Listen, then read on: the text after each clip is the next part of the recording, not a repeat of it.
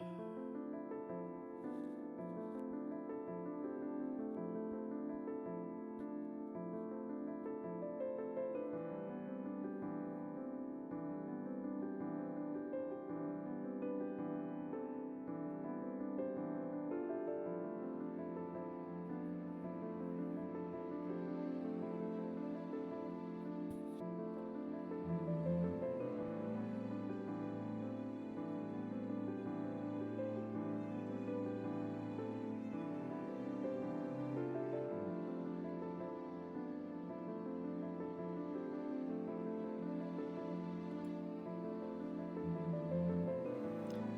good morning, everybody.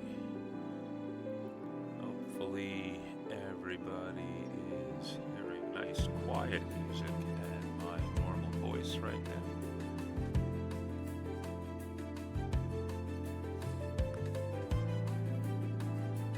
We'll find out in a second.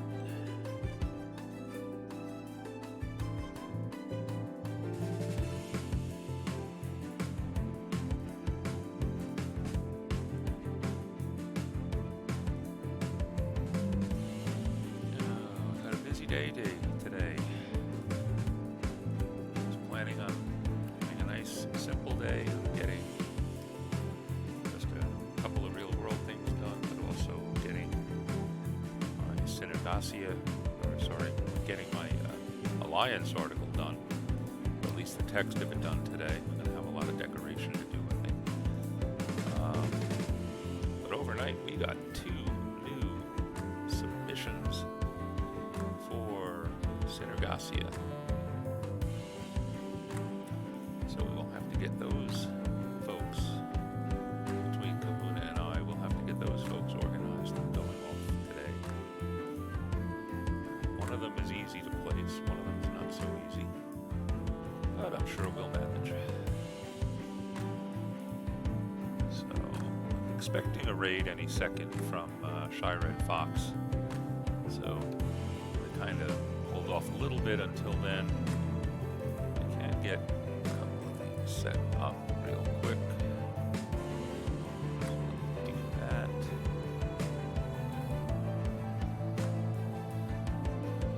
Have to play. Love it.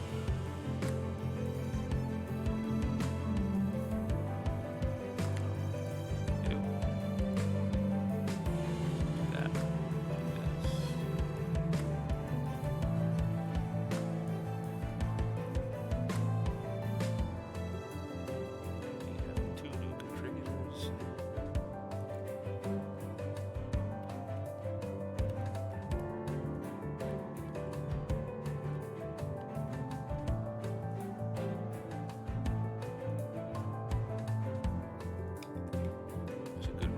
Turn off my phone.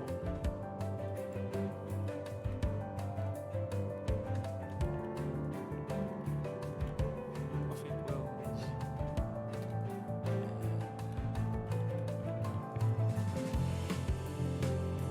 Flower writer. Make sure I got the names right. There's coffee quills.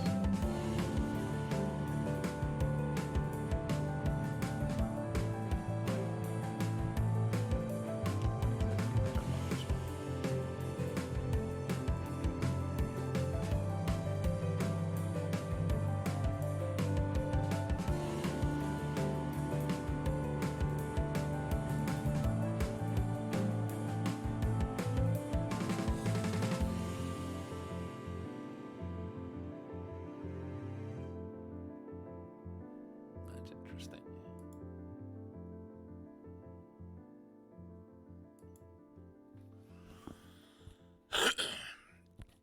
Dillers, how's it going? How you doing this morning? Just kind of waiting for a Shy Red is going to be raiding, I believe, any minute. So I'm just kind of getting a little set up in the meantime. We got 2 new Synergasia subscribers overnight. Incoming, okay. Yeah.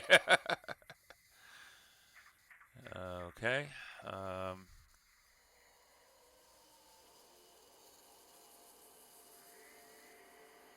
Okay, so that needs to be saved.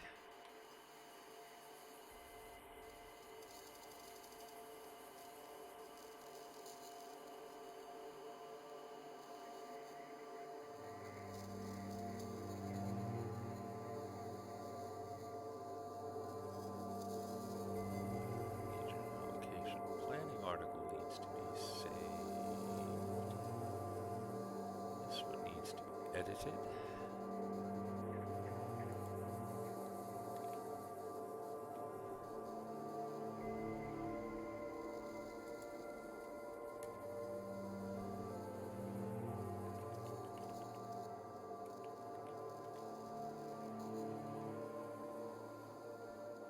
And here they come. Party of 15 from Shy-Red Fox. Welcome, good morning, good afternoon, good evening. Ganbate. How is everybody doing today? Start off with a caffeinate. Thank you, Macaro. That's always a good way to start the day. Oh, you hit me with all of them, huh?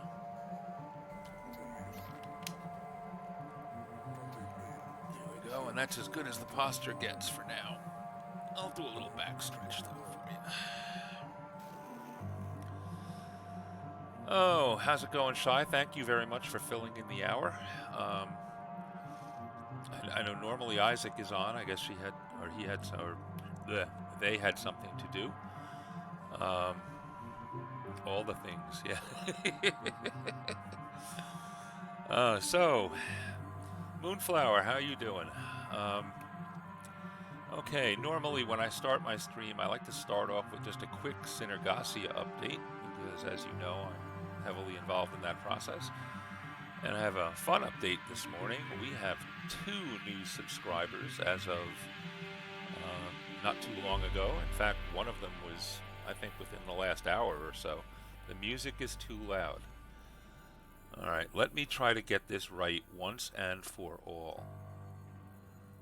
Alright, I have 2 desktop audio settings. Do I have the wrong one set for now? It should be...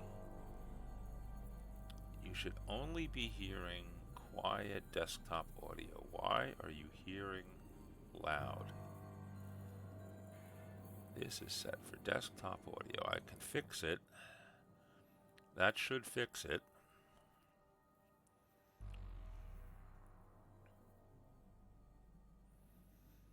Is that better? Yeah, I know some songs play loud, and right now we're kind of in between songs. But I've got my OBS Studio set up. Pretzel comes through the desktop audio, but I have 2 separate desktop audio channels set up on purpose. One of them is supposed to be quiet for like now when I'm talking, and the other one isn't supposed to be getting heard right now. It's only supposed to come up when I go on sprints. So I'm going to test something real quick. Alright, music is a good level right now, right? Everybody's happy with the music level now? Did the music just get louder?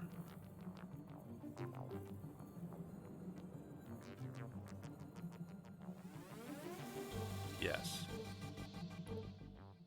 And now it just got quieter. Correct? Okay. What about now? Did the music just get louder again?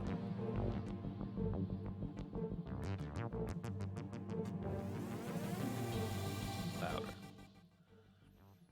Okay, so apparently it's picking up...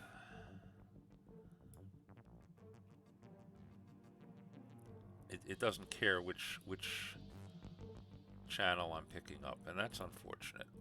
There's something funny going on there. I'll have to figure out what it is. Because my intention, like I said, is I have 2 settings. I have this setting where my voice is loud and the music is quiet. And then I have this setting where my voice is supposed to get quiet and the music is supposed to get louder. I'm sure my voice is getting quiet, but I'm sure my voice got quiet there for a second or two, but it was the music that was supposed to also flip back and forth. You know, yeah, that period when my voice got real quiet is that's my sprint setting. All right, so I can mumble to myself without driving you guys nuts.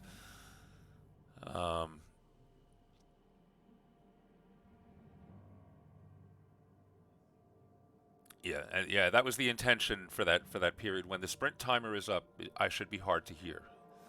But in the meantime, like I said, I know desktop audio picks up all the output, but I could create two different capture channels for it, and my mixer tells me that they have two different output settings, but apparently that's not quite working. So I'll have to play with that some more and figure out what's going on. In the meantime, we'll just leave it the way it is right now, and we'll play around with it later. Let's get started. Yeah, the mixer is a lot. Well, no, I'm sure the mixer is telling me the truth. There's got to be something else that I'm doing wrong in the setup. I'll figure it out. Once these things are going, it's okay. Can everybody hear me okay now, though? I should be okay now on volume. And so we'll just go with that. So anyway, as I was starting to say, we have two new contestants, shall we say, in Synergasia, and I need to set them up real quick, which I will do. We have, this is Coffee Quills.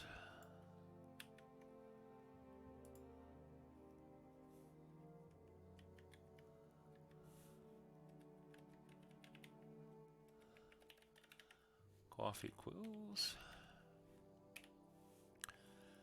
And Coffee is asking, let's see, what is Coffee Quills asking for?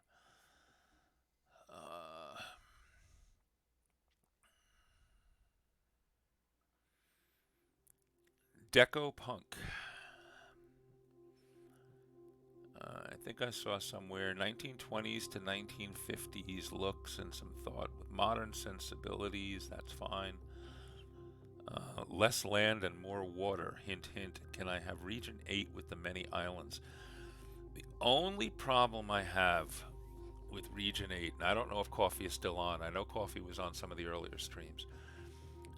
Region 8, if we take a quick look at the planning map. Where is it? I know I have it here someplace. It disappeared. Let's bring it back.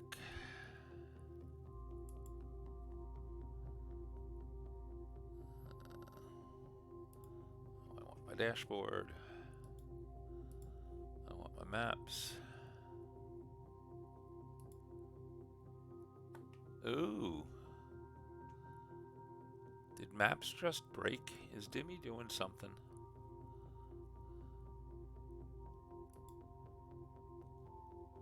That worked. Why didn't this work?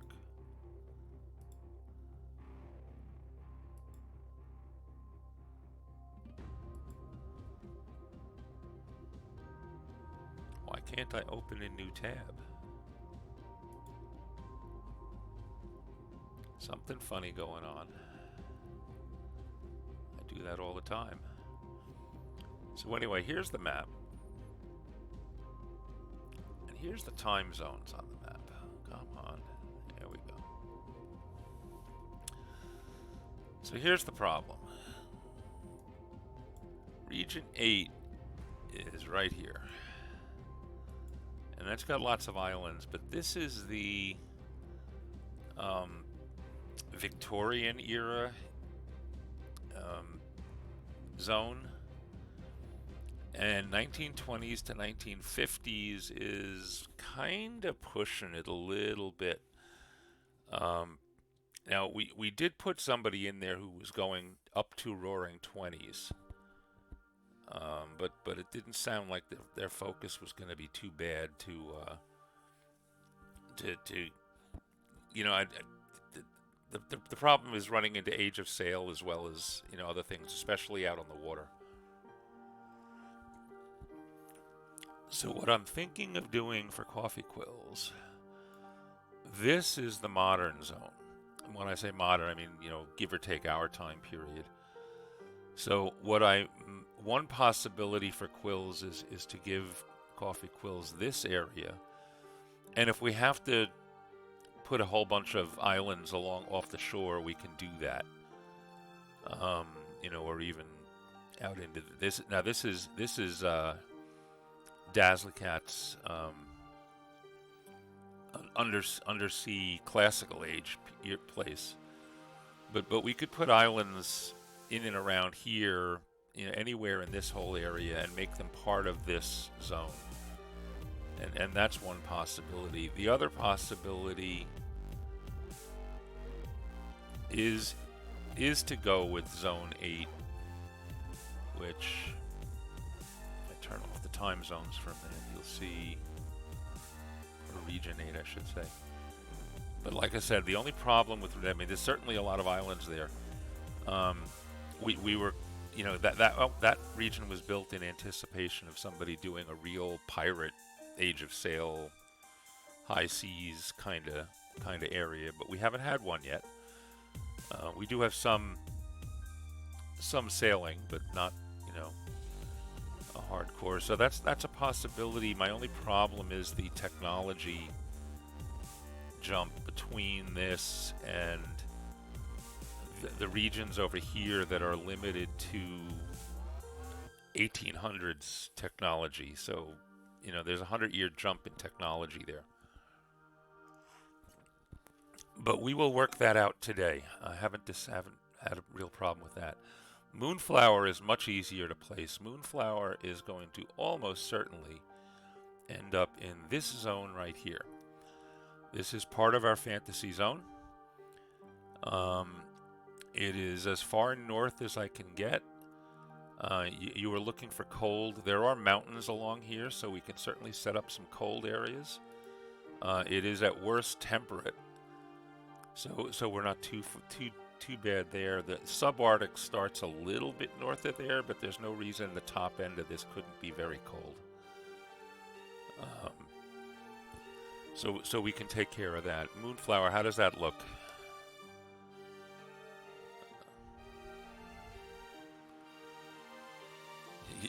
Tillers, I'm not participating, but you'd want to get Area 51. I think we only go up to 32 or 33. Yeah, it isn't subtropical. It'll be getting a little warm down near the far southern edge, but again, that's, you know, we can vary that. You know, the region below you would certainly be tropical, subtropical. This one technically, I mean, by default, what does it say? It says it ranges. Well, it says, yeah, temperate. You know, primary for agriculture. It's certainly going to be wet. The mountains are all on your. The mountains are pretty much all to the east for you, and our predominant weather comes in off the water from west to east, so we can make it as wet as you want. And like I said, there's certainly no reason it can't be quite cold, or at least seasonably cold up in the north.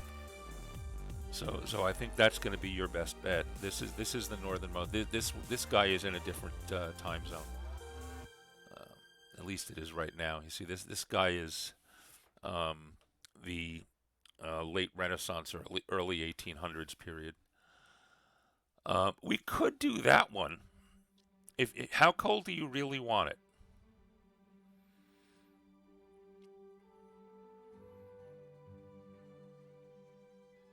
Yeah, Moonflower. Had a couple areas that'll have cold winters. Okay. You know, if we put you up here, you see, the problem is this is subarctic. This is now you're really getting into cold. And it, as Kahuna says, it's heavily seismic with a lot of no active volcanoes, but a lot of heavily seismic area.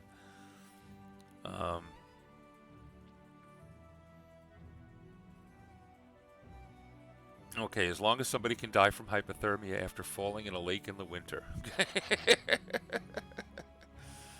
Well, if this one is subarctic, there's no reason, like I said, that the northern part of this, and keep in mind these land masses are huge.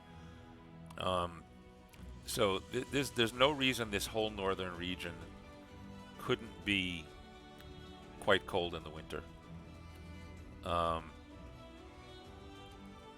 so I mean, this would certainly be colder, but this could be cold. So we'll see. You're gonna planning on staying local, or are you really gonna work in a small area, or are you gonna work in a in a larger general area? Because like I said, our other possibilities to just move this time curtain and give you region 12, which would be colder,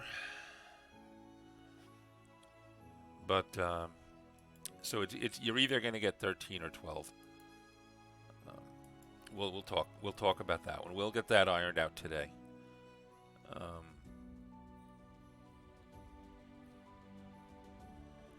Yeah, you just need a pretty small area, so. I didn't realize actually, is that actually broken up into 2 pieces? That might make it even better. Yeah, I'm really leaning toward giving you this one. You don't even have to worry about coming down into the tropics, because that's out of your region. I think this one will give you the most flexibility in the long term. If you can focus on setting yourself up right in the north area here, and you should be fine. Certainly in wintertime, it'll get cold enough to freeze a lake.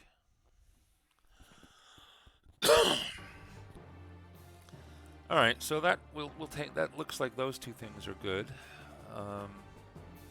I'll get back to cleaning all that up a little later or after stream or whatever. I think it's time to get on to the other important bits. Actually, let me finish just editing this. So 20s.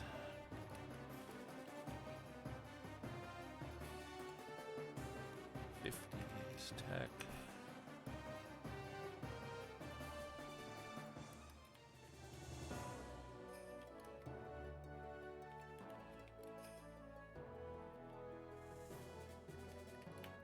Just leaving a note for myself for that one, and let me also get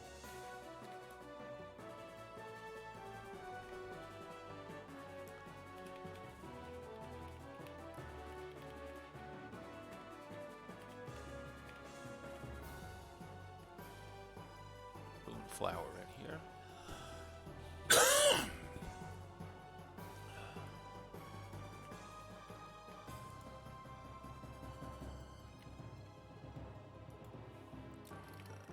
Fantasy. Needs. Winter is cold enough to freeze. Standing water.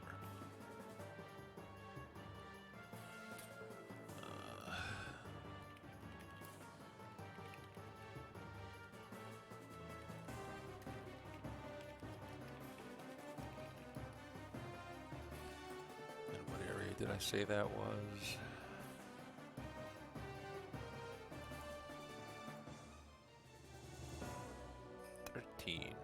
Region 13. You don't have a problem with Region 13, do you?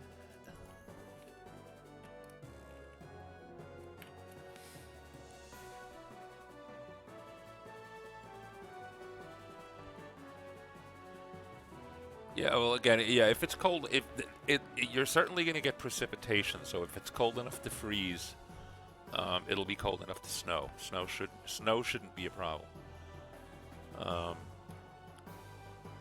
So like I said, if we give you 13 and you set up on the North Shore, or not just off the North Shore, then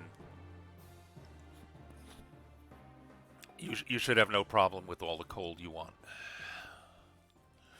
We'll make sure that it's not a warm ocean current going by you there too. So okay, so that should take care of that. What just happened here?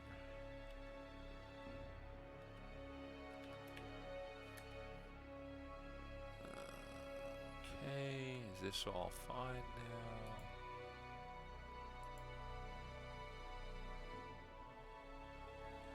Break.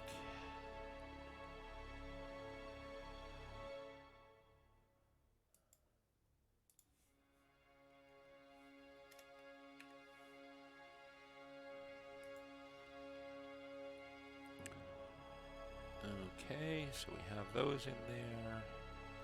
We will get you moved up into the right areas today. And so there's that bit out of the way. Okay. So now with that done,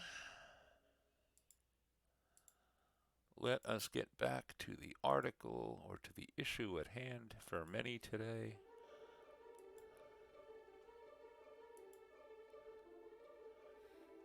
And that is our Alliance articles. This picture is just a placeholder, by the way, so I can see what my thing looks like. I have to replace it with the real one.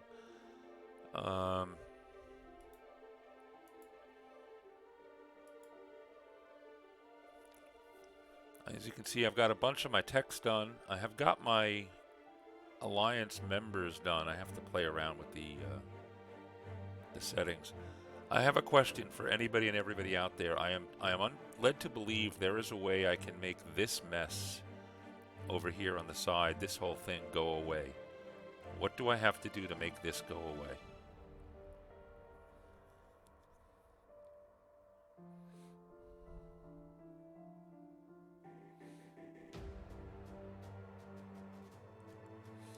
Anybody?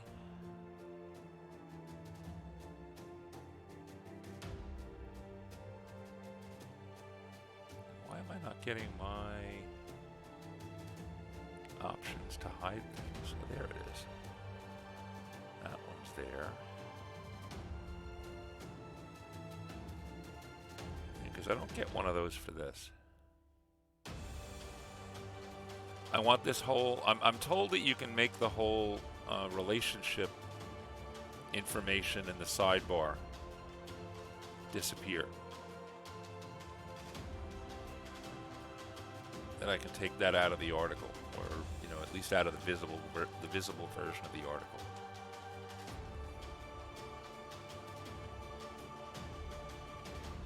Yeah, Rabbit says I'm not sure, but I'd love to find out how. I know I've heard several people talk about it. I was lurking and doing other things and heard several people actually apparently do it on streams, but I haven't yet had a chance to actually be physically putting my eyeballs on the streams when they did it to see what it was they were doing. So I'm going to need to find that out. But anyway, I'll worry about that a little bit later. I have to, as far as work left to do, I've created the origins of the Alliance, and I've created a quick summary of each of the members of the Alliance. My Alliance, by the way, is a collection of... Are there VODs for these streams? Yes, there are. They are available on YouTube. There.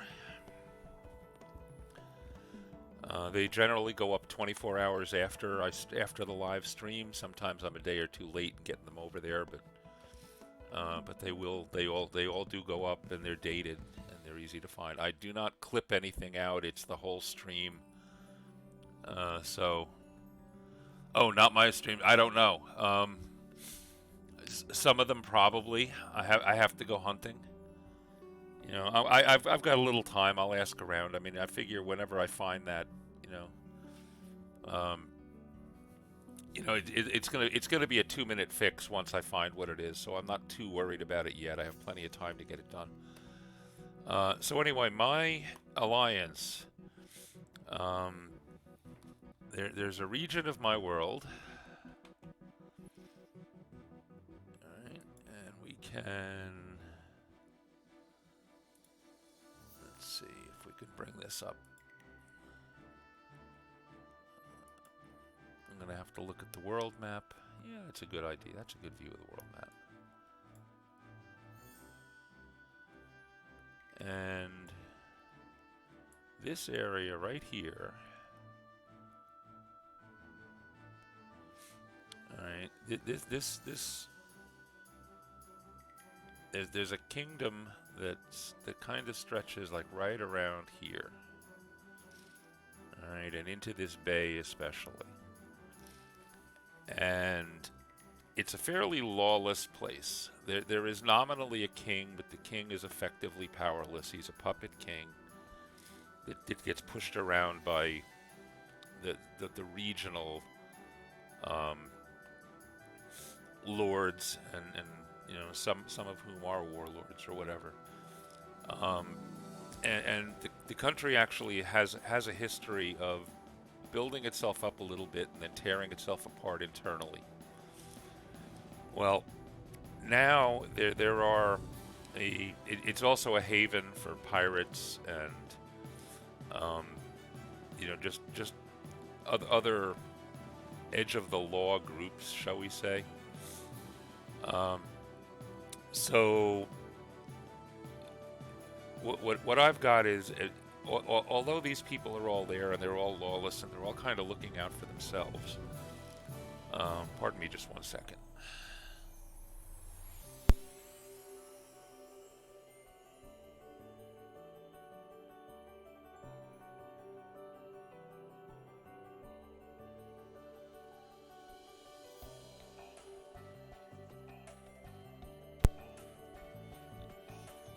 Grass seed. Allergies.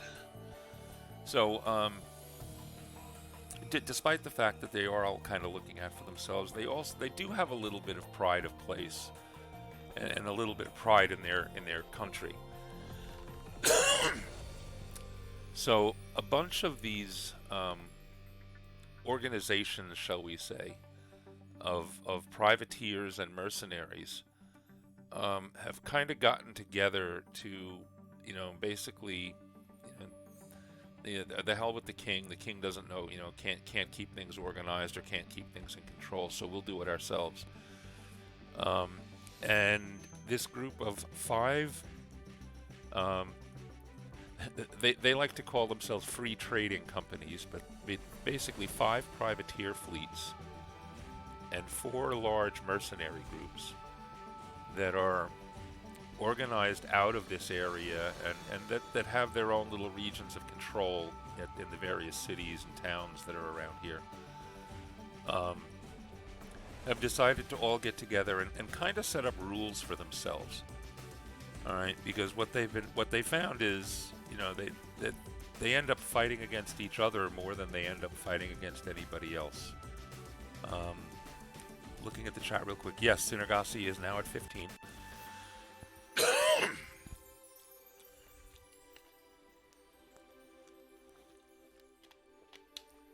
Here, I'll beat you to the hydrate. So they kind of set up this alliance to kind of organize themselves and make some rules so that they're not tearing each other apart. All right, so it's, you know, something, I guess, very, very roughly along the lines of the United Nations.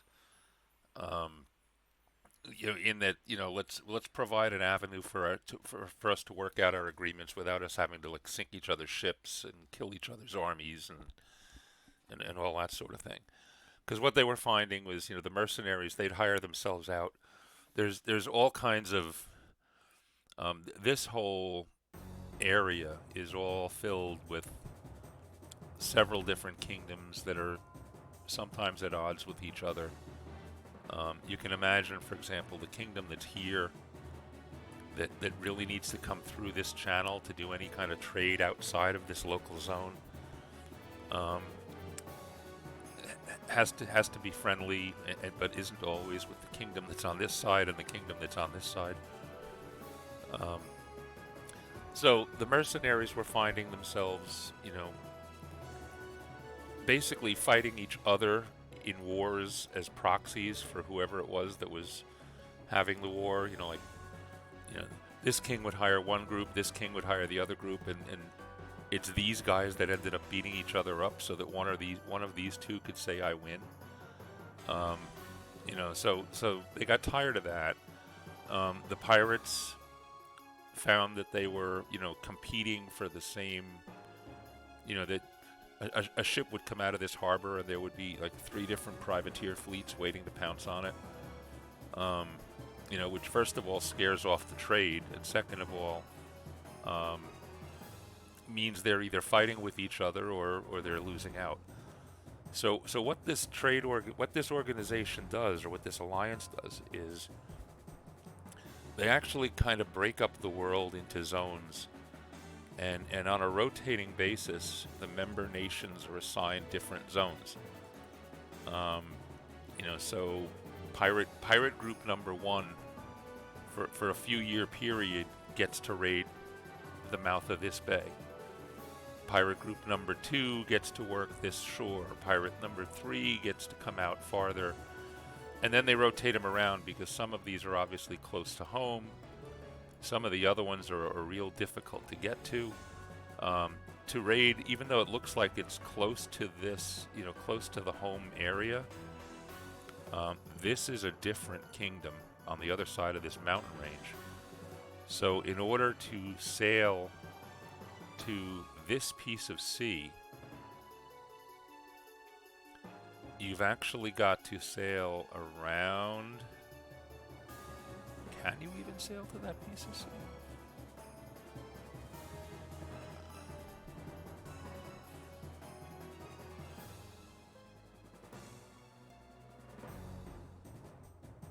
You can't sail to this piece of sea. That is a separate ocean. I've kept, you know what? I learned something new about my own world every day. I thought that every piece of water on this world was connected, but it is apparently not. That sea is definitely isolated from the lower one. That makes it interesting.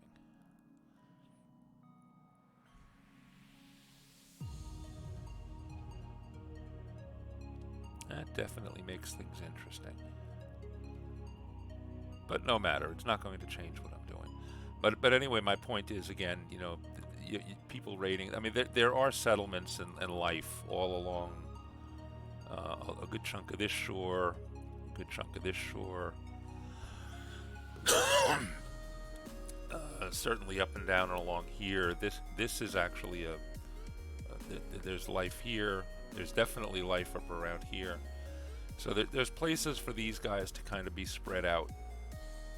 So anyway, the alliance, is basically designed to minimize the opportunities for members of this nation, the nation called Tierna Bay, to minimize the opportunity for them to be killing each other in the name of somebody else. All right, and therefore, hopefully, allow Tierna Bay itself to somehow become more important. So they have some nice, there's some good motives, but in the meantime, they're also looking to maximize their own profits. They don't want to have to be replacing, the pirates don't want to have to be replacing ships that were sunk by their rivals. So it's kind of like a mafia. It's got like a cross between the UN and the mafia. Is my intent for the flavor of the thing.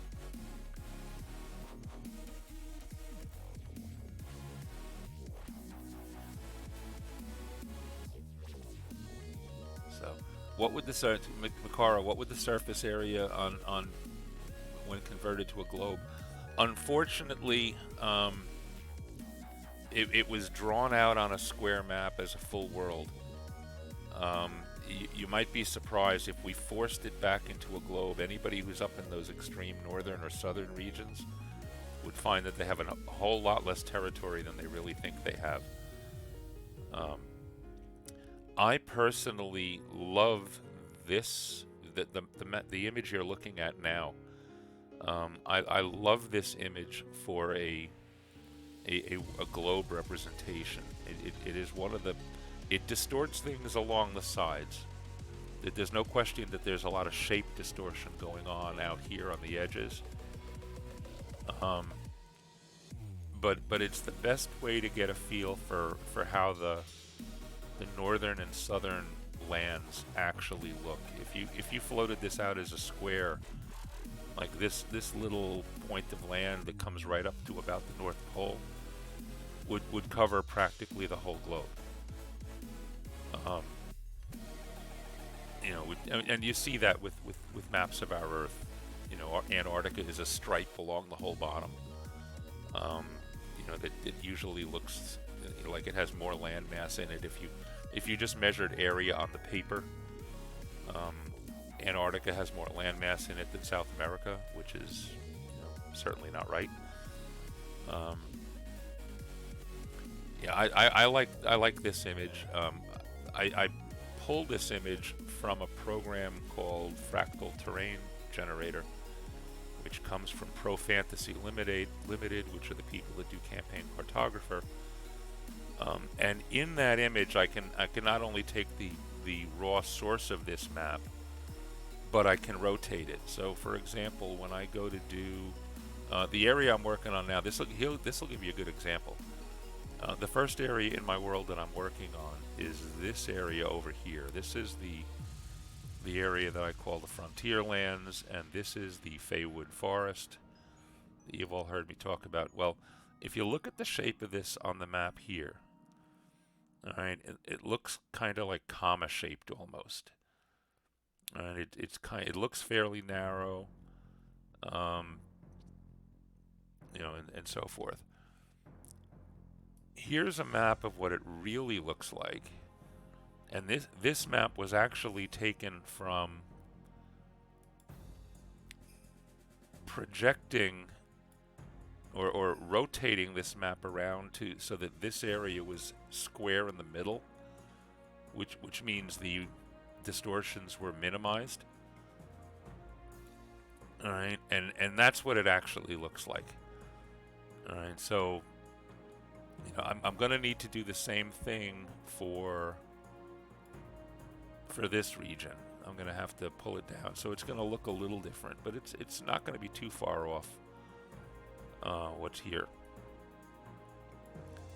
which is good. The only area that's really true shaped right now is this area here.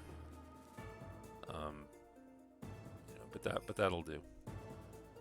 And yes, if anybody's wondering, yes, this is a desert, and yes, this is a basically lifeless. This is like my Dead Sea.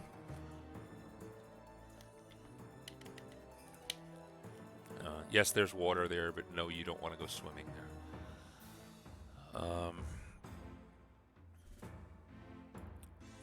So that's enough. That's enough map talk today. So anyway, like I said, this is the region. I've got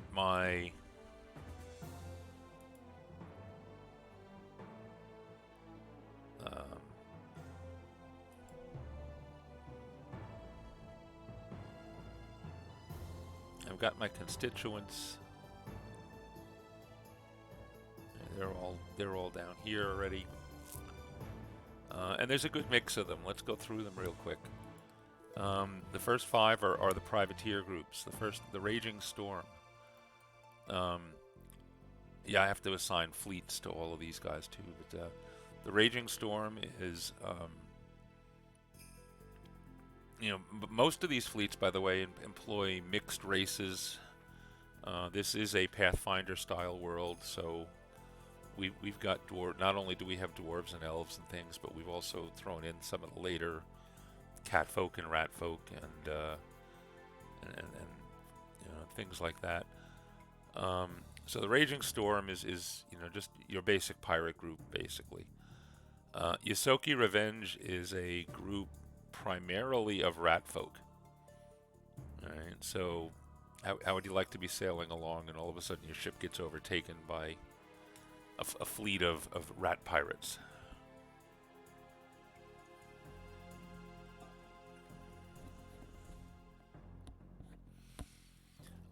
I need to fill out the description of the Legion of Tides a little more.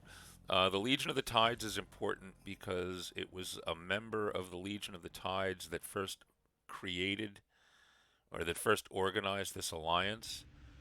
And the Legion of the Tides is one of its trademarks is the fact that all the captains, all of the ship captains in the fleet are female. They are definitely a female-oriented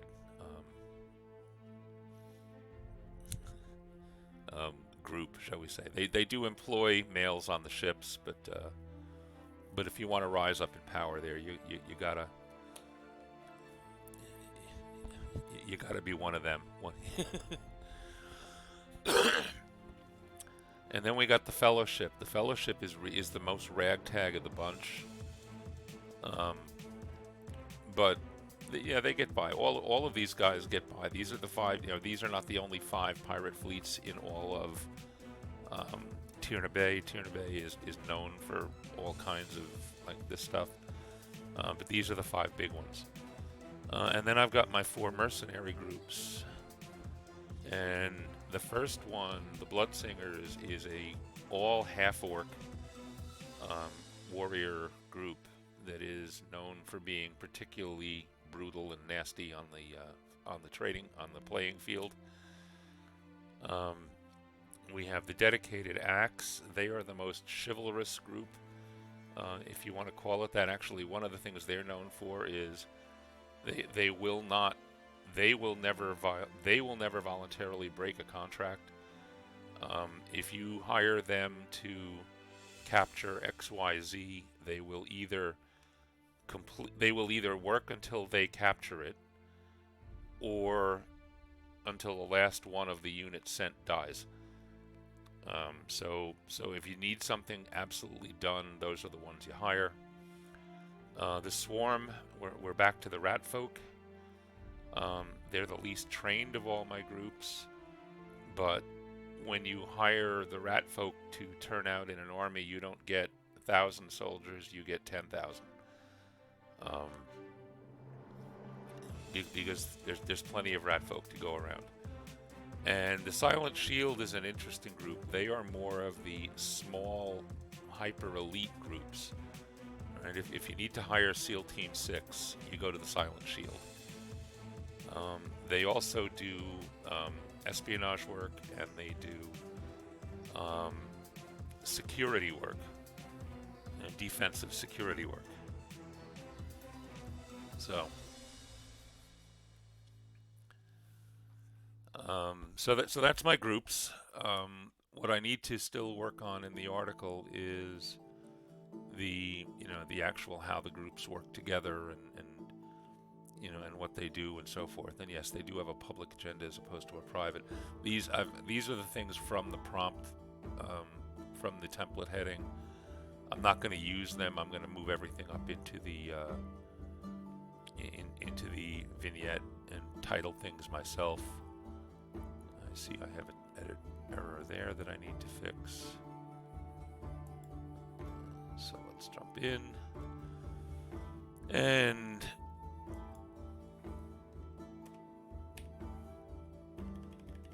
we've done enough talking, so now how about I stop talking and we start sprinting.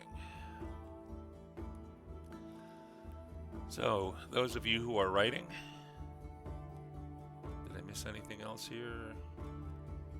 10,000 rat folk scoffing. Yeah, when you hire the rat folk, you're hiring a swarm.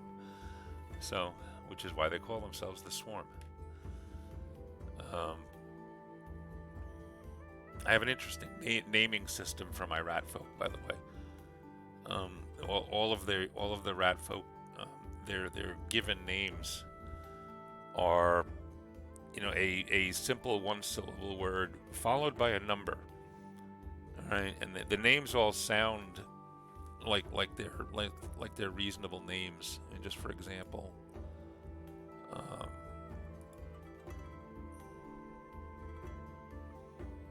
so for example, the Swarm.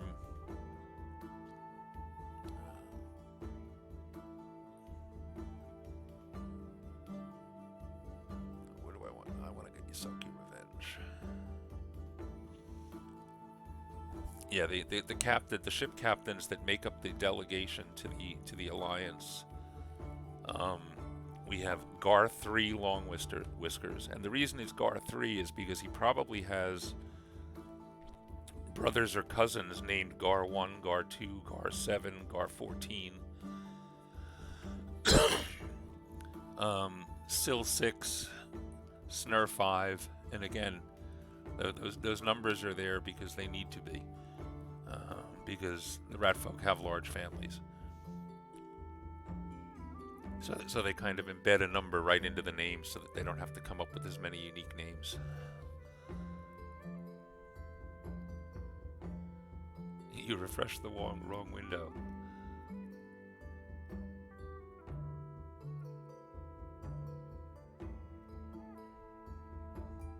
Yeah, like George Foreman, Robin Candy. Yeah, I'm gonna name my kids George, George, George, George, and George. Well, you can do that here. Yeah, like I said, you can have CERN 1, CERN 2, CERN 5, CERN 9. I mean, I would expect the family still uses a few other names, but but they don't have to come up. If they have 27 kids, they don't need 27 unique names. 3 or 4 will probably do, and then they just tack numbers onto the ends of them.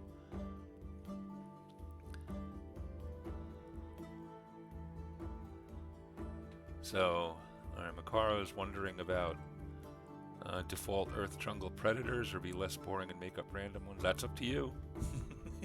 You knew I was going to say that too. Alright, so let's get working. I want to get at least something written today.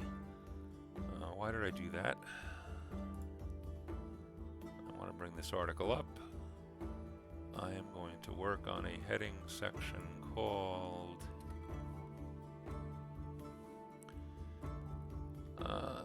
you know what? Public agenda is actually not a bad title.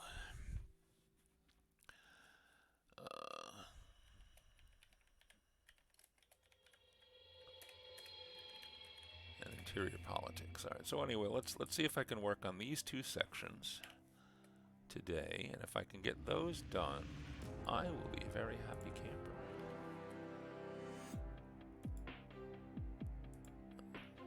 So with that said, we're going to start a 10-minute sprint. Those of you who are writing, feel free to join me. Those of you who are not, the music is going to get louder. If it is too loud, let me know. You might see or hear me mumbling or muttering to myself. It is mumbling or muttering to myself and not to you folks. So, for the next 10 minutes, everybody get to work.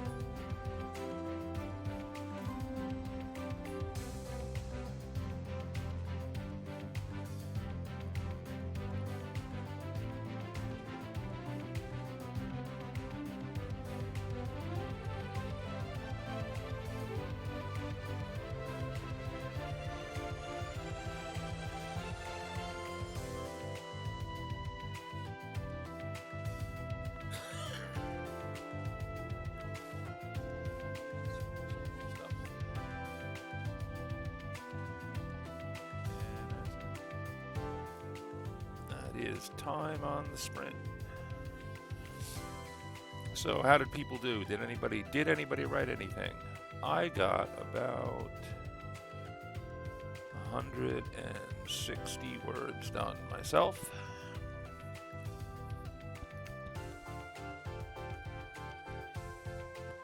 Did anybody else do anything? Daz is still working. 165 for DM, 170. That seems to be about the number then, huh? That's about what I got. I didn't get my exact count, but I knew approximately what I was. So, okay.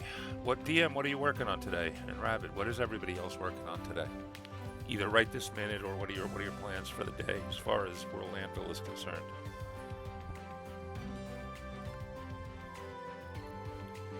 Moondare still writing about Francalia. Yep. On your 9th country. You have plenty of room for all of those too. It looks like a small region, but like I said, that region is, a good-sized chunk of Europe-sized. Dazzly Cat defining some races. DM, plot for your new 5e one-shot. That should be fun. Oh, you got friends that have they ever played any role-playing games? I'm assuming, I make the assumption that when somebody says they've never played D&D, that really means they've never played a tabletop role-playing game before of any sort. That's not always the case, of course, but that's, like I said, my guess often. Did a stat block last night. The Cannibal Child taken from PF1E.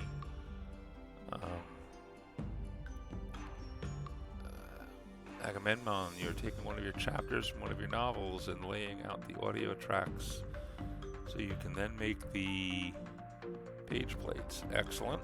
Excellent. Oh, by the way, thank you for the follow. And Arthur Knee Stories, if you're still out there, thank you also for the follow. It gets me a little bit closer to my target of 100 followers. Enizel, yeah, it's rare that somebody's played an RPG that hasn't touched D&G. Yeah, they're rare, but they're not non-existent. All right, he's one of my old players from my previous real life game. Girlfriend wanted to play, so I got 2 others who had never played, interested in joining. Yeah, it's good that they all know each other.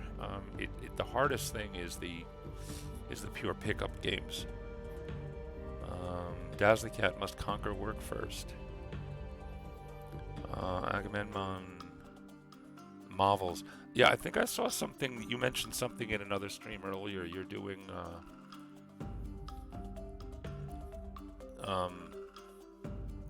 not movies, but like I think you coined the term Marvels. For like a screenplay to video books. Yeah, okay. Yeah, I like the term. Of course, people are going to pronounce it movels, but you'll have to live with that. Fancy having a look at your Cannibal Child? Sure, why not? Put up the yeah, you can put up the link. There's no link jail here.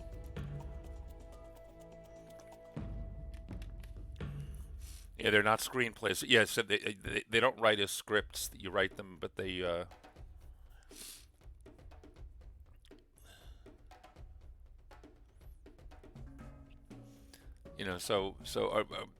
how are you going to set up these video novels? I am curious about it. I mean, or video books. If it's not if it isn't a screenplay, what is it? Or are we talking about a combination of of written word and video image, or are we talking all video image?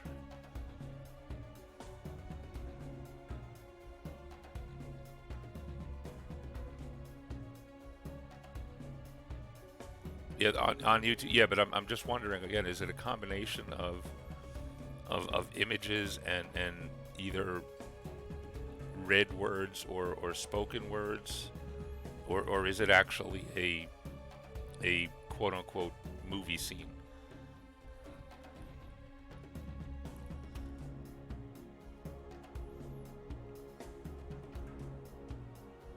Okay, so you're going to basically have video plates in one place and text in the other. Is that the intent? That it's still a very I love the idea. You're taking the illustrated book into the animation realm. Is what it sounds like. Yeah. Okay. So that is what it sounds like. All right. So let's take a look at the Cannibal Child. Challenge rating 1. Let me see if I can place this to when we get going. Where I would place it for Pathfinder as I go through it. See if we can figure it out. Oh, somebody's gonna have to talk to Tillers. We have to bury the strength. Those headings disappear in the text color. Tillers, are you here? I know you were here before. Are you still around? I don't know if this is one of your sheets or not, but Tillers and I have this thing going where I either I'm working on stat blocks or somebody else shows a stat block. Tillers takes one look at it on my screen and says, "Oh damn! Wait a second," and he disappears. And something like this, the white text on light background disappears and suddenly gets fixed. The monster in Pathfinder 1 is a CR3, but you need it to be CR1 for your game. Okay. CR3 or level 3? I'm not that up on Pathfinder 1. Do they use the challenge rating system, or do they use just a level system? Agamemnon. Originally, I wanted to make digital comic books, so when you clicked on the still image plate of the book, it started that video plate.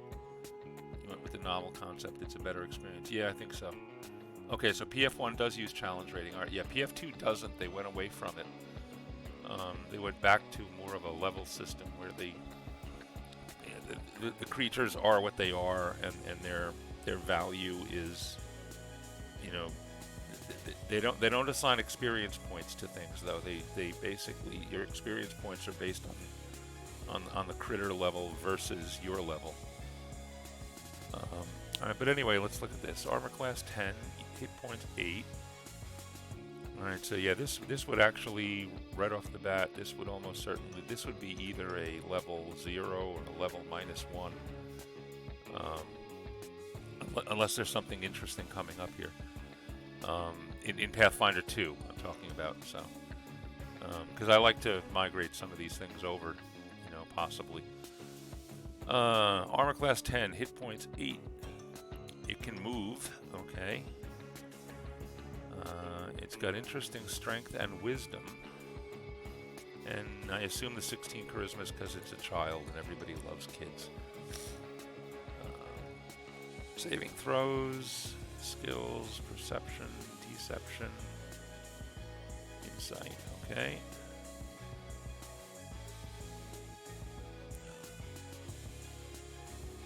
They're susceptible to silver weapons. Is there some magic inherent in them, or? Ah, okay. Yeah, I'll get to that. I see.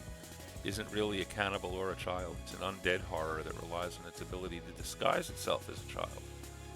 Okay, so that's why the silver. Okay, that makes sense now. Passive perception. It has language. +2 to hit. Are those clickable buttons for dice rolls?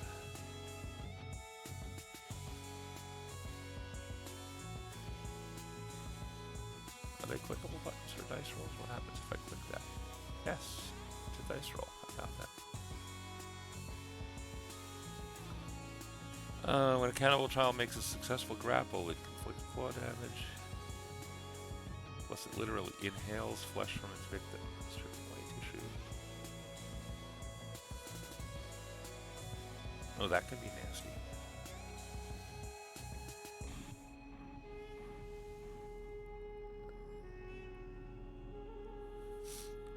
child, a toddler, sits on the ground.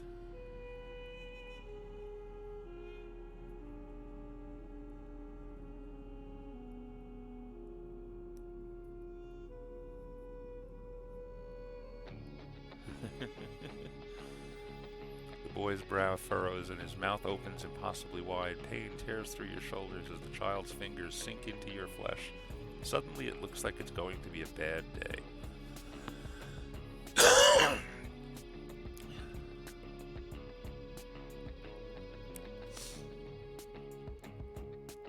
I don't know, does it need to be a multi-attack? I know how... Again, I know how Pathfinder 2 would handle this. And Pathfinder 2's mechanics would handle it fairly quickly and easily. And that is simply... You should probably give it a separate jaw attack. Anyway, because, I mean, is there any reason it can't just reach out and bite if it's, you know, even if it hasn't successfully grappled?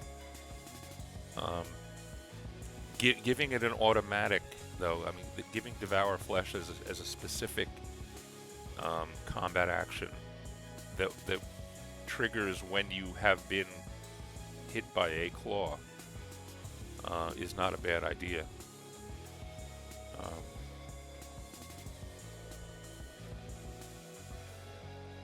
And it should only need one claw so it can pull itself to you, I guess.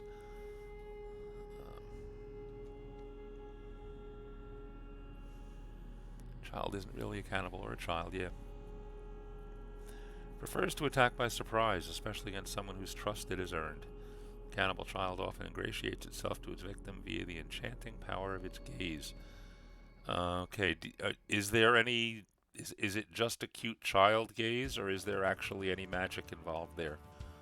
Because if there is some magic, you might want to just, again, provide an action up here. You know, some sort of charm action or something.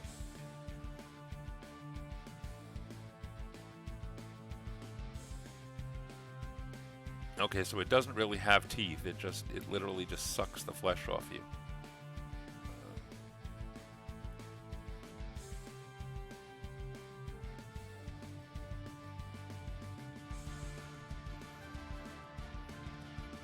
PF1 had a gaze attack. Yeah, I mean, you could eat. Yeah, it could.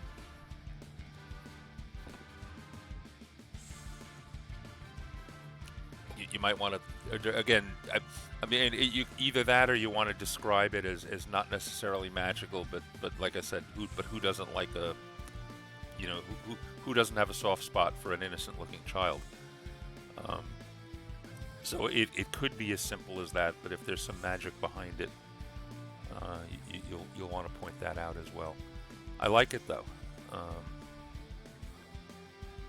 I could see putting one or two of these in my cities as well, so I might come back to you and steal this and move it over into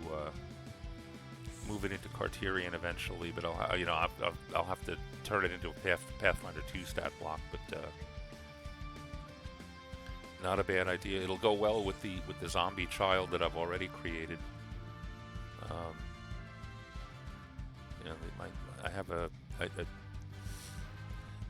zombies are nice, easy things for first level characters, but I created a zombie child, and anybody that's played Minecraft will appreciate the fact that my zombie child, first of all, can move faster than people instead of slower than people, which is what most zombies do. So the zombie child can outrun, can keep pace with an elf and outrun everything else. It also does not suffer the same slow effects that its elder kin have. So, like I said, anybody who's played Minecraft and have to deal with those little zombie kids would appreciate my zombie child creature.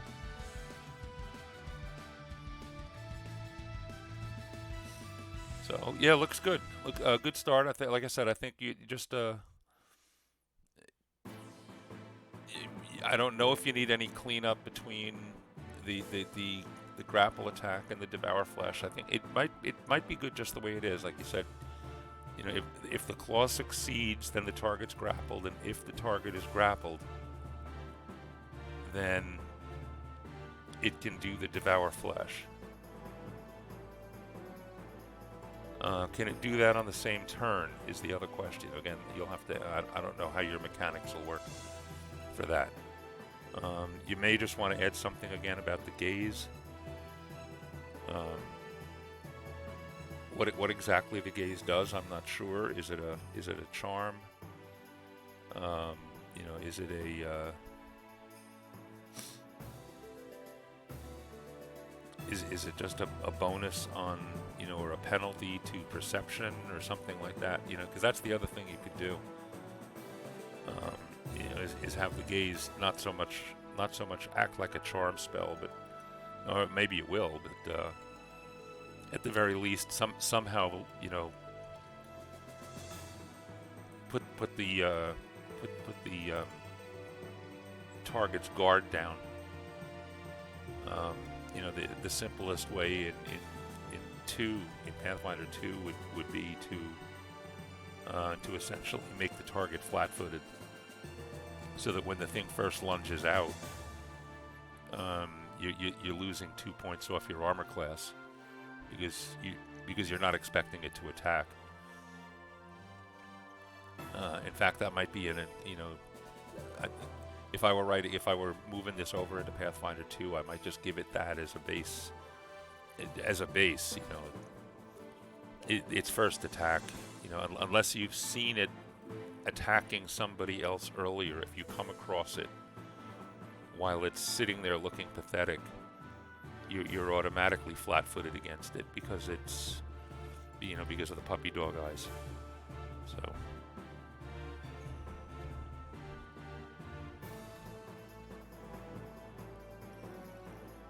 Charming gaze, charm person. Okay, so it is a full charm.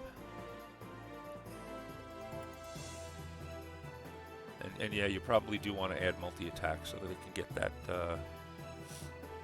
get that devour in. Either that or it'll have to wait for the second, the next turn. But that's a pretty low escape DC, so it's unlikely that they'll ever get to it if you have to wait a turn for it. Okay, let us go back to what we were doing, and since we had some people sprinting, let us sprint some more. And let us see if we can get a little bit more done today. So everybody that is on the sprint wagon, let us get ready and go in 3, 2, 1, and sprint.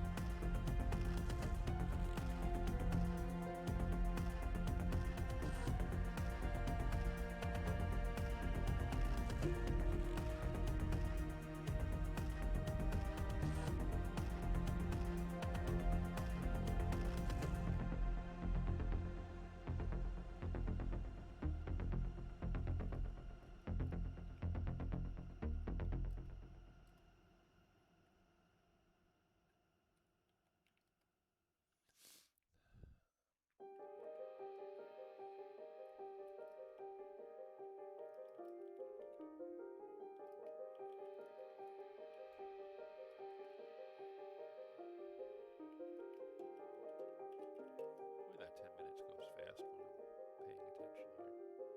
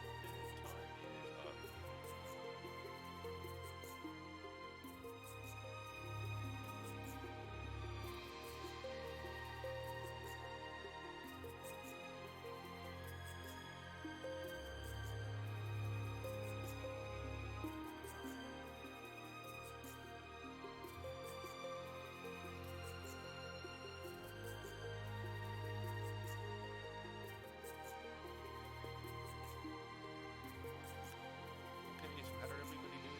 I didn't eat nearly as well this time. I got maybe about 120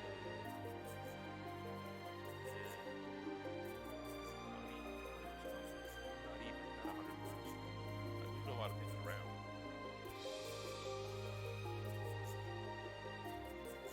How did other folks do? How did other folks do?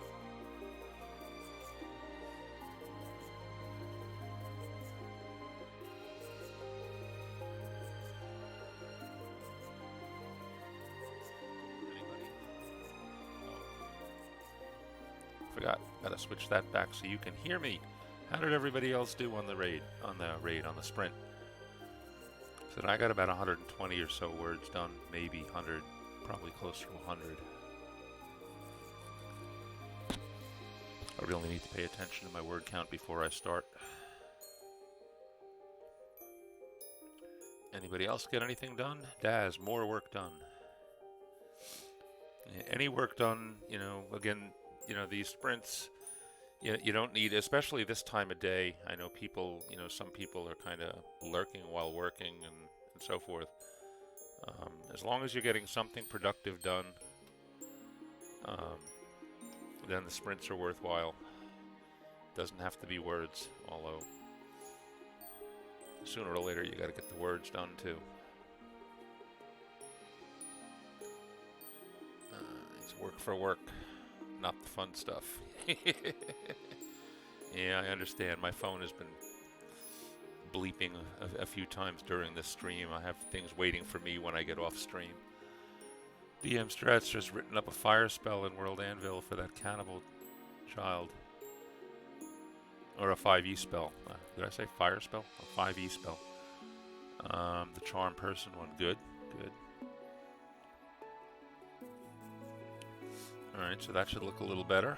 Hopefully it doesn't raise the challenge rating, because I think, yeah, you said you wanted to keep it at that, so. It looks like it's pretty easy to kill, though. I mean, it's only got an armor class of 10, and it only had, what, 8 or 10 hit points, so it'll go down fast. It might do some nasty initial damage, but 1 or 2 good swipes should take care of it. So from that standpoint, it is a pretty low threat critter. Is there any lasting effect from the bite? Is there a possibility that, you know, the wound can be infected or something else nasty or bad can happen? And no zombie rot or no, you know, like ghoul fever or whatever.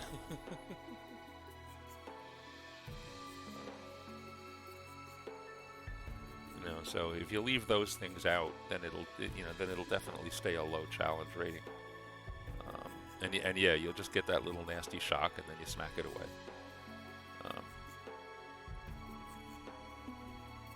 And then you have to question, did you just kill a child?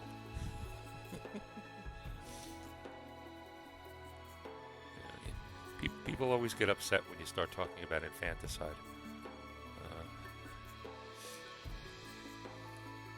Even in a fantasy game. I had I brought up in one of Sable's streams, about a week or so ago, I brought up an instance that happened in one of my campaigns a couple years ago. Party came across a village of ogres, and you know the village was set in a narrow mountain pass. The party needed to get through, and the ogres weren't going to let them get through. So they had to fight it out with the ogres. Now my plan was, I knew the party was going to beat them. They were powerful enough. But the plan was to basically, you know, essentially wipe out the resistance, scare off the rest, and then just move on. You know, it wasn't supposed to be that big a deal. They were so effective in their initial attack that they essentially wiped out every adult ogre in the village in like 1 or 2 shots. And the only living thing left in the village after their initial onslaught was an ogre infant. And we're talking not yet able to walk, you know, in diapers, etc. infant, and of course, but we're talking about an ogre. So we're talking about a 60+ pound infant, you know, that needs changing 4 times a day, and that one can only imagine what diapers smell like, and needs to be fed and cries and all that kind of thing. So the party was left with this dilemma of what to do with this one infant. Like I said, my intention was that there would have been somebody left to pick it up and carry it away, but there wasn't. And the party was weeks, if not months, away from the nearest settlement. I mean, they were way out in the wilderness. So they really didn't have a lot of choices. They spent 90 minutes talking about what they should do to it or with it. And when I mentioned it at Sable's chat, I think we spent 90 minutes going over it there too. It was definitely an interesting character challenge to the party,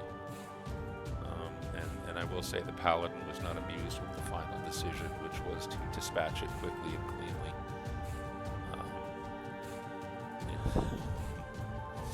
So, because they realized they couldn't carry it with them. First of all, it was just too big and heavy. Second of all, there was no guarantee they could keep it healthy anyway. What do you feed an ogre? You know, the third problem was if they did carry it with them, it would be making all kinds of noise and whatever. They didn't have any place to bring it. You know, I mean, they went through all of these things, but they had actually cleared out a bunch of other ogre villages on their way to this one. So they really, you know, didn't they were ogres around, but they just finding them would take too long, and they were kind of on a timetable for the activity that they were there to do in the first place. So the de facto leader of the party just kind of who was a fighter, not the paladin, just kind of walked into the lean-to, while the others were still discussing it, and said, "Okay, never mind, I took care of it." So that caused some interesting party interactions, even for a session or two after that. So anyway, yeah, you might even have those things with killing this kid. Is it are you sure it was a kid? Are you sure it wasn't a kid? Maybe it was just hungry. You be prepared and be prepared to encourage some interesting party interactions, DM. With this critter. So unless they have a way to actually know that it's really an undead, an undead something or other.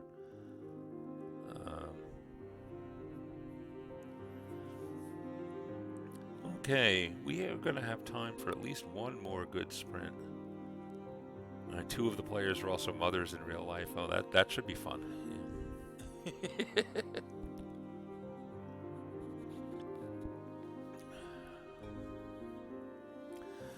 And apart from the fact that it has really nasty claws, is there anything that gives away the fact that it's not human? Or are they going to be convinced that they had to? Are they going to? Well, you know what? Play it out and see what happens. That could be a lot of fun. When are you playing?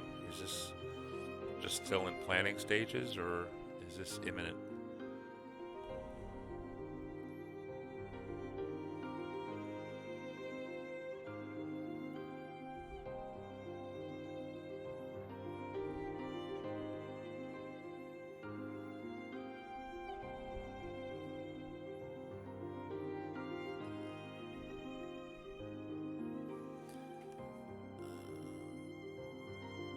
I'll see how the roleplay brings. It won't be for a while due to people's work. Yeah, okay.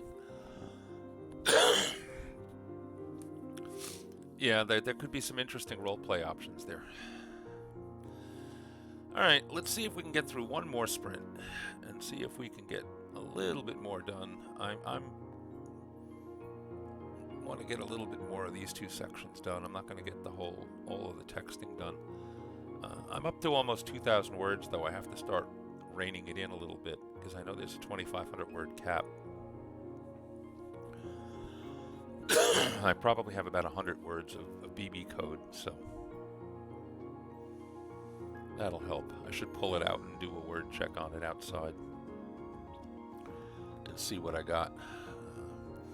But anyway, let's go for one more sprint, and that sprint will start in 3, 2, 1, and go.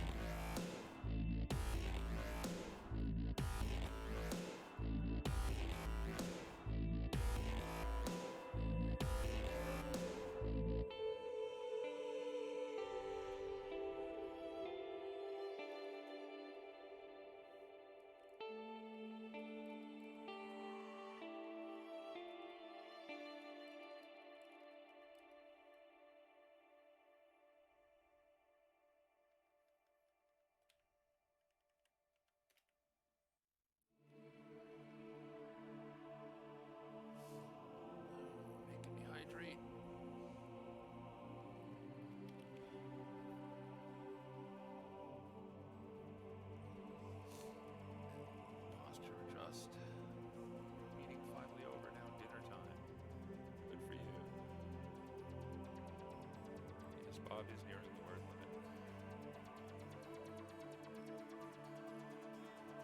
After this, I'll have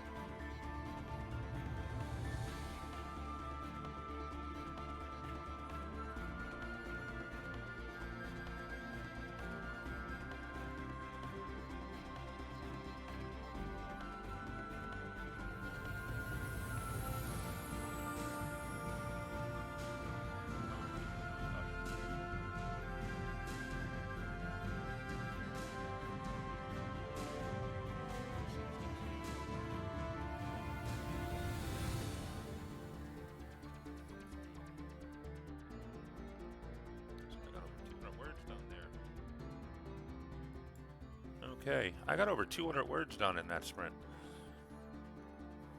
Either that or I don't know how this thing is counting. But, yeah, I'm starting to get up there. I'm at 2,100 words. I have to start watching it.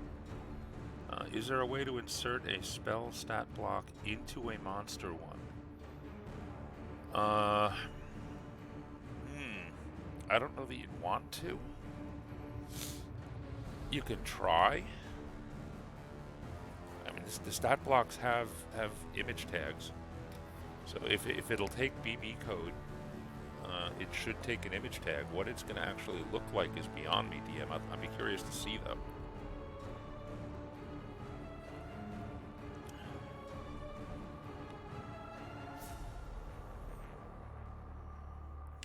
You know, and I'll tell you why I'm curious to see. Not so much because of spells, but because of conditions.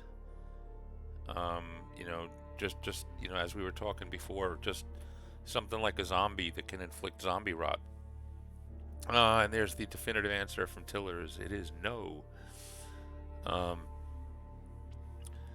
It is quite frequent, at least in PF2. It is quite frequent for a creature description in the bestiary to include a condition description for something like, you know, zombie rot, for example, or ghoul fever as a disease.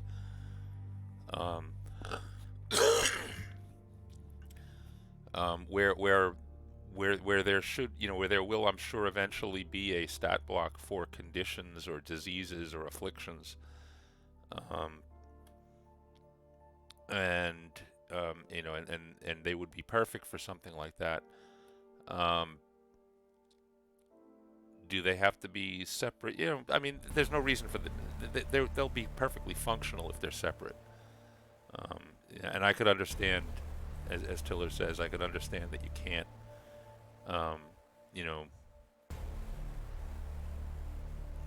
put a block in a block. That could start to get messy.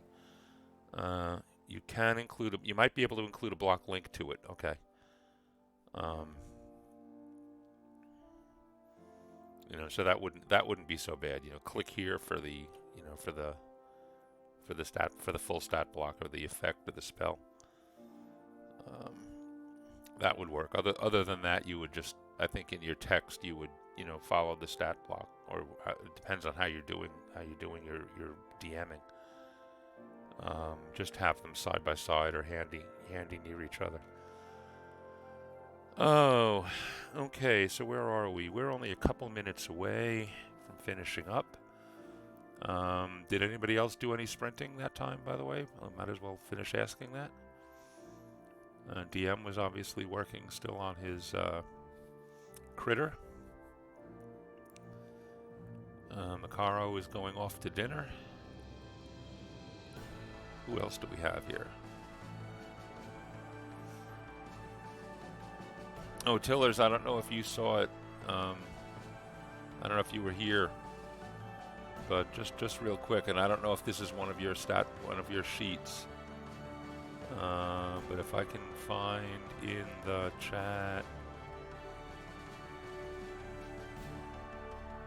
there it is. No, not that. I want that. I don't know if this is one of your sheets, Tillers, but the text color of the attribute names kind of disappears against the background.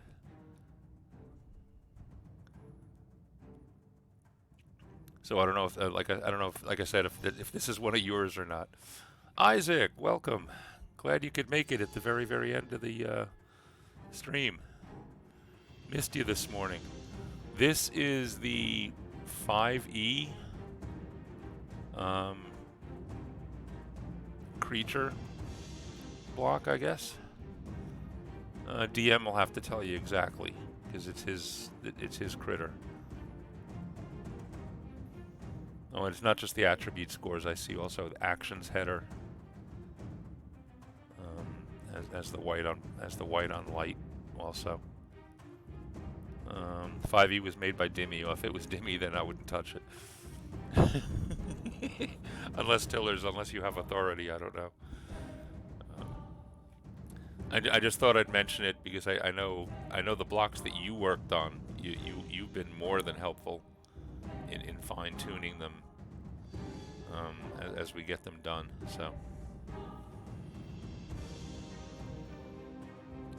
this is the new link using the new Elven Forest template. Now let's try that one. Hold on.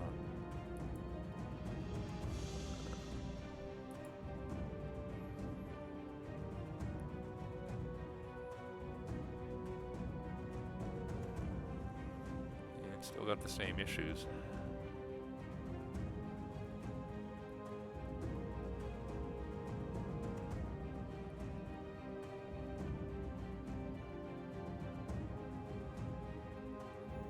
Oh, is it an issue with the themes? Okay, that would do it. Yeah. It depends on the theme you're using. Yeah.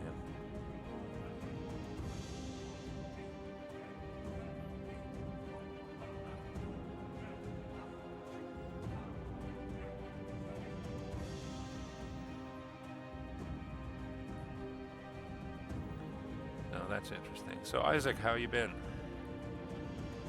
Yeah, it's the applying the light gray theme. It's presented on the villains theme. Happens all the time.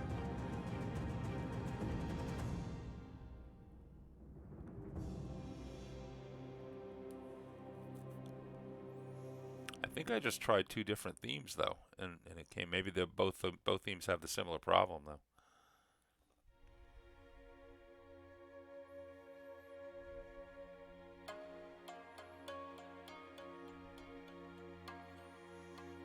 I'm not doing anything else special or fancy, so... Well, fortunately, I'm not doing 5e, so I don't care. Well, I care, but... We all know what I mean. So anyway, we have come to the end of my stream time. Doing alright, better than a few hours ago. I hope it wasn't anything serious or long-lasting or long-term. Shyred, just so you know, Shyred jumped in for the hour between writer Greg and me. So, you know, we were able to keep things going. But so we had you covered, Isaac.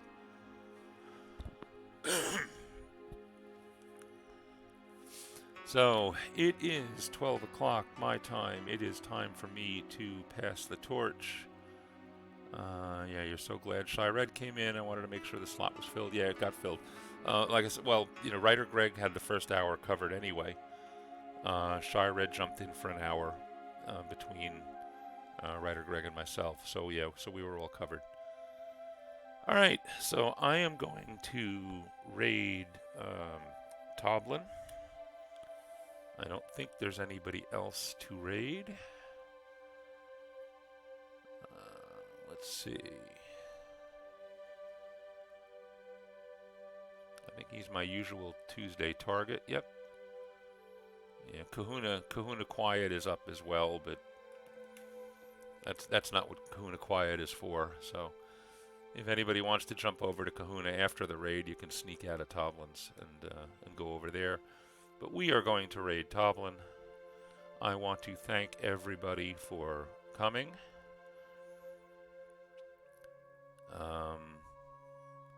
Actually, I can put up my outro screen as I go.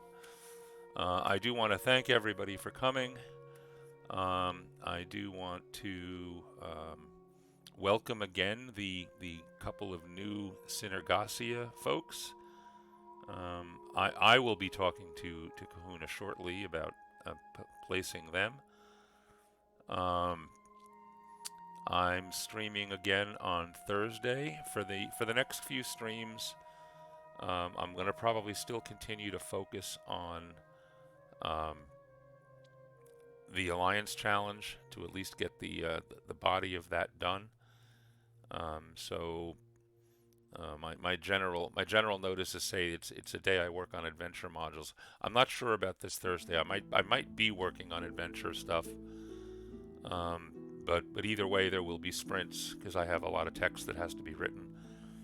So if you want to come on Thursday to do sprinting or whatever for your Alliance Challenge or for any other writing you're working on, that opportunity will be there.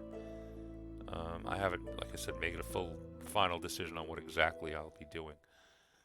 On Sunday, I will probably be mapping out the area that affects this, that has to do with this alliance, because I think I want to include a map in there. At least one map. I might even have two. One map of the region and one map showing how the League parcels out the world, for its constituents. So that's my short-term plans, and hope everybody has a good rest of the day and a good rest of the week. And I'm sure I will see a lot of you in chat between now and then. But until Thursday morning, let us get the raid going. Raid CD10 Toblin.